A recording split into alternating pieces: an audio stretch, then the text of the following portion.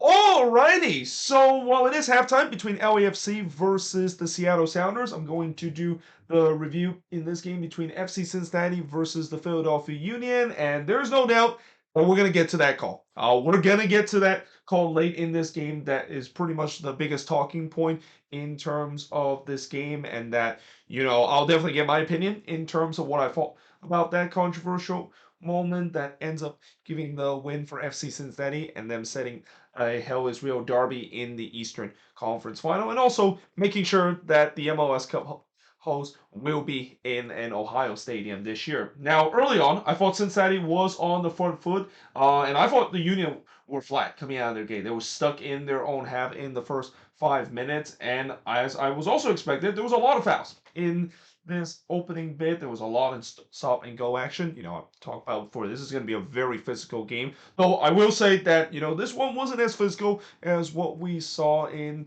the regular season matchup. Certainly, there wasn't as many yellow cards as we saw in the last game, where there was like 14 yellow cards. Or actually, well, no, we didn't have 14 yellow cards. We actually had like 12 yellow cards, and of course, I think there was like two more yellow cards that didn't count because it was actually a second yellow that we saw two red cards that was shown in the last time both of these teams play against each other. But in the 7th minute, there was a shout for a penalty not given to Cincinnati. Before the first shot of the game, did see Bopensa puts it right to Blake in the 8th minute. Blake then denied Vasquez from close range, and I thought early on Cincinnati had all the momentum. They clearly came out the gate strong and used that crowd, as TKO Stadium was absolutely electric, as it is the case. TKO Stadium probably one of the best atmosphere. Maybe you could argue the best playoff atmosphere so far in this playoffs. But as I mentioned, Cincinnati has all the momentum, and the crowd knows it too. They were trying to wield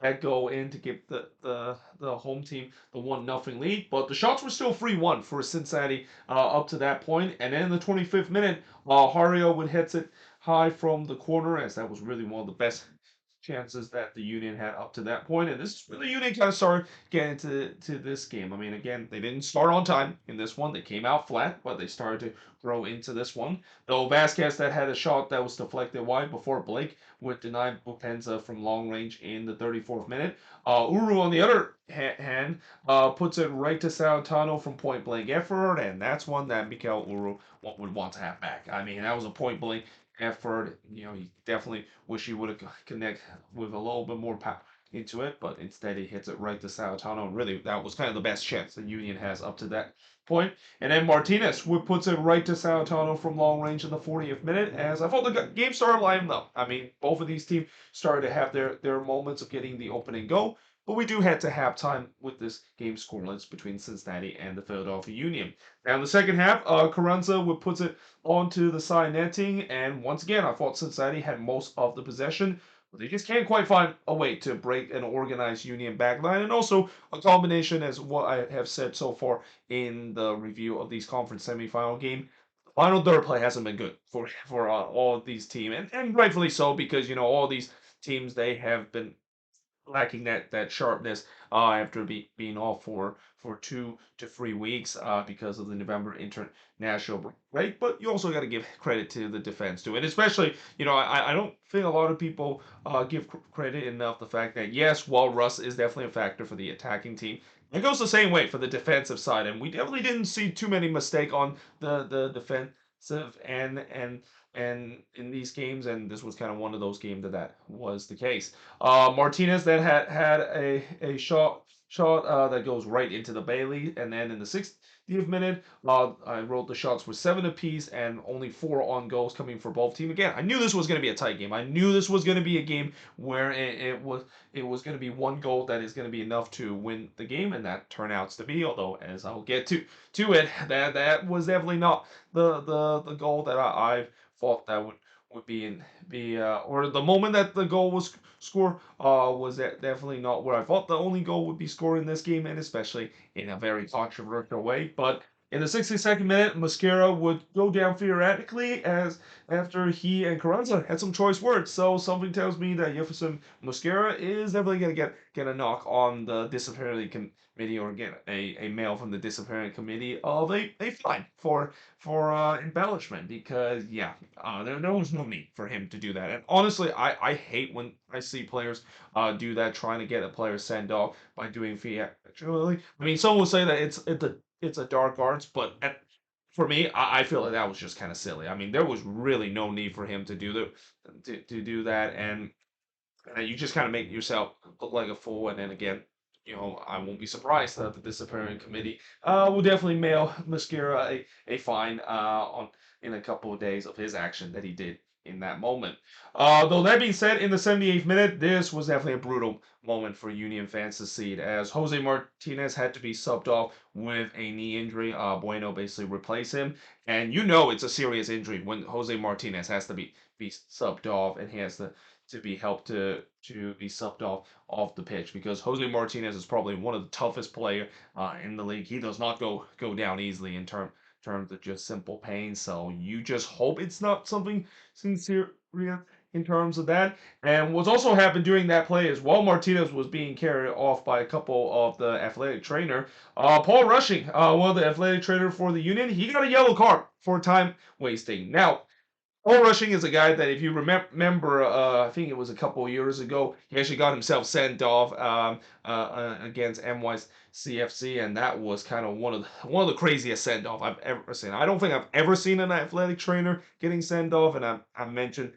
before how, so does Paul Rushing maybe serve a suspension because of that? I mean, that would be the first time I've ever seen an athletic trainer have to serve a 1 game suspension because of his action. And ever since then, Paul Rushing has been a very well-known, kind of a cult hero in many ways in MLS. And I think it's safe to say that it's happened again, though this time I think it's even more unjustified, because how in the world do you give a yellow card for someone that is already injured coming off the pitch? I mean, I think that obviously is a foreshadow of why the Union fans were very upset in terms of some of the refereeing decision that goes against them.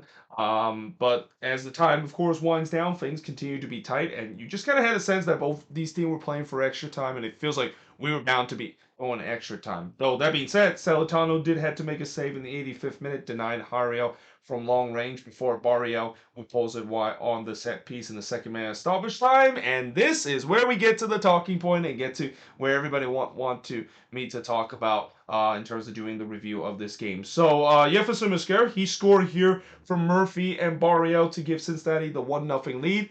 But what was so controversial about this call is the fact that whether or not if Ian Murphy was in an offside position. Now, they did look at it on VAR, and I know the referee didn't do so, but VAR did, of course, check to see whether or not if this is offside. And it's also important to note that when this goal was scored, that was the original call.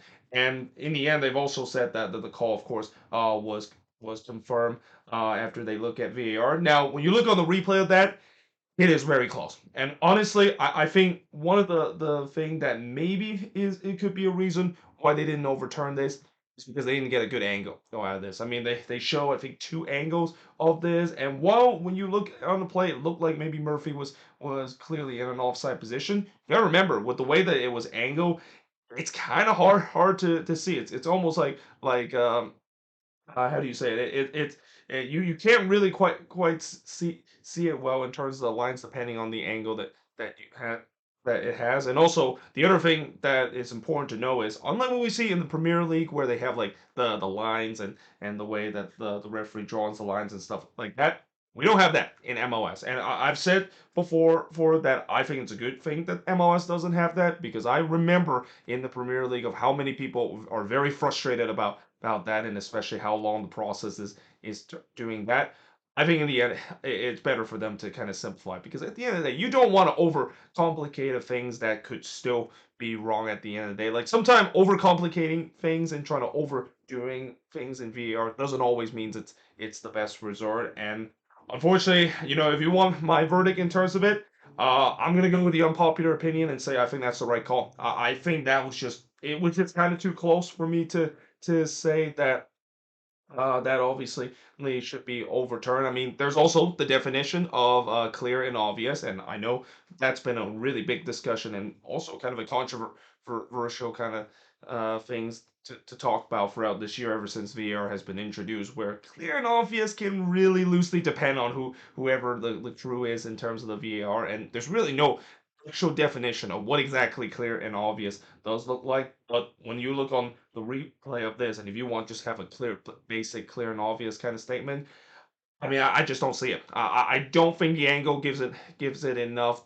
that I can say that was clear and obvious that they of course overturn it. And this is also where I think to Union fans' defense, I think this is where MLS maybe wish that they had a different angle and have at least a couple more angle looking at this, especially an angle where they can just look at directly on the line. Because again, the angle that they were looking was kind of a little bit a deception, and that it just didn't really give enough angle. Even if you draw the lines, it still doesn't give enough angle to see whether or not indeed, of course, it was onside or not. So yeah, again, I'm gonna take the unpopular opinion and say that I think this is the right call. I know a lot of people's not gonna be happy about that, and if you're a Union fan or any fans that agree with that being offside, let me know in the comments below. I can definitely see why some people say it is onside by judging how it looks of it, and you can also maybe even go overcomplicate it and basically draw all the lines like they did in the Premier League. And I've even heard that people have done that, and they said that was very close. Like maybe he was offside by about an inch or two. And again, this is where we go into the discussion of whether or not if you think that 1 or 2 inch is enough to say it's clear and obvious. Either way, I just think at the end of the day, when I look at that call, that was just one of those ones where it's kind of a no-win situation. I mean, if you call that being offside, I think Cincinnati fans will be upset because they'll argue. Well, when you look at the angle of how it looks, it's not definitive to say that he is offside. But then if you call him onside and you stick with the original call, Union fans are not going to be happy. The fact that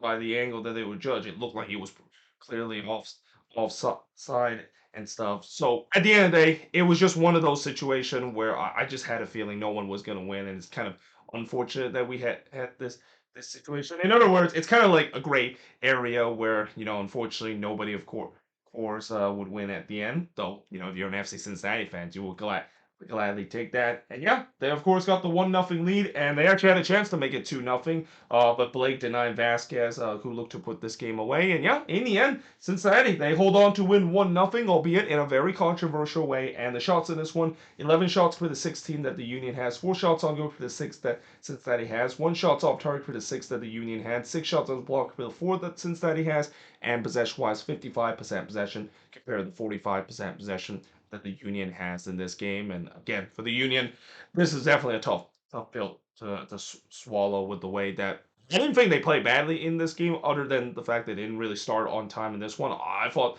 this was a very evenly matched game, and that it's so unfortunate that it came down to a call that you can have debate about this pretty much throughout the whole off season, and that you're gonna have both sides that will basically continue to argue, and we probably will never know exactly that was the right call or not. Let me know in the comments below, what do you think of this game, and also let me know in the comments below, most importantly, do you agree that goal should have stand, if that that goal or if that goal shouldn't have stand because of offside. But yeah, hope you guys enjoyed this video. If you do, make sure you guys leave a like, smash the subscribe button, and yeah, I of course will see you guys next time.